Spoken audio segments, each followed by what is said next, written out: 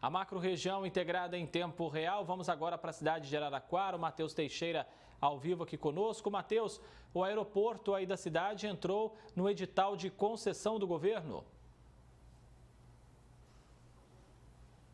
Boa tarde, André. Boa tarde a todos que nos acompanham aqui no Jornal da Clube. É isso mesmo, o aeroporto Bartolomeu de Gusmão entrou nesse edital. São outros 22 aeroportos em todo o estado que estão também nesse edital para privatização. E desses 22 aeroportos são aí, eles integram, né, os blocos Sudeste e Noroeste.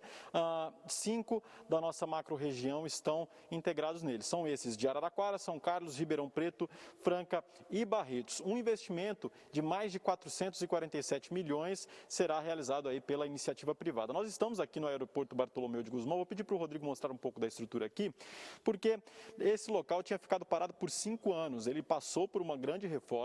Em 2014 ele voltou a funcionar, parou de funcionar e tinha voltado a funcionar novamente em 2019. Até mostramos essa realidade aqui no ano retrasado.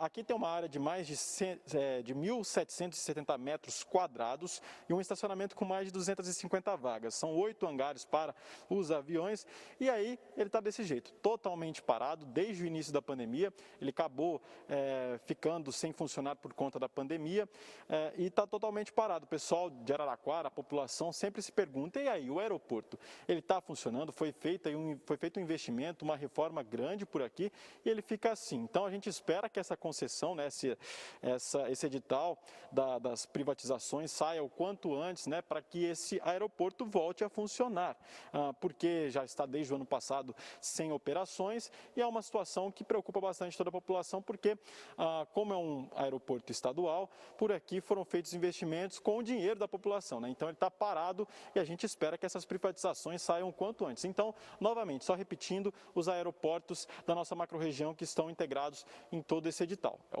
o aeroporto de Araraquara, de Franca, Barretos, Ribeirão Preto e São Carlos, André.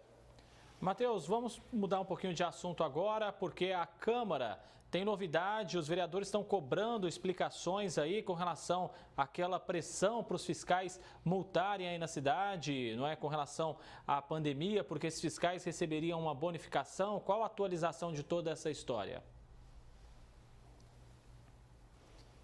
Pois é, André, vamos lembrar um pouquinho dessa história. O prefeito Edinho Silva lançou um decreto aqui há mais ou menos 2 semanas atrás para poder gratificar os fiscais que aplicassem multas, fizessem as autuações em relação à pandemia, nos comércios, em locais que teriam aglomerações. Então, o grupo de vereadores, né, vereadores que compõem o famoso G7 aqui em Araraquara, na Câmara, que é o grupo da oposição, entrou com um pedido no Ministério Público para investigar essa questão. Porque, como a gente já afirmou, num momento tão difícil, onde o comércio está sangrando, tem muitos comércios fechando as portas, o prefeito simplesmente lança um decreto para que os fiscais acabem multando ainda mais todos os empreendimentos, todos os comércios.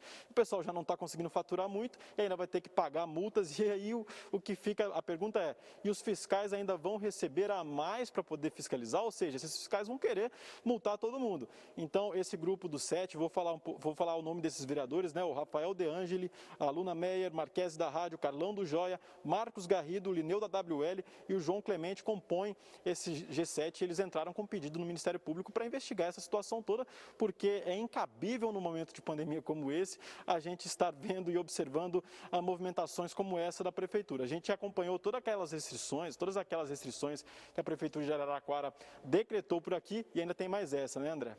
É absurdo realmente essa história de bonificar aí os fiscais, caso eles batam uma meta de multas aplicadas aí durante a pandemia, verdadeiro absurdo, e vamos ficar em cima dessa história, viu, Matheus? Inclusive já acompanhando junto ao Ministério Público qual vai ser a análise da promotoria com relação a toda essa história. Obrigado pelas suas informações.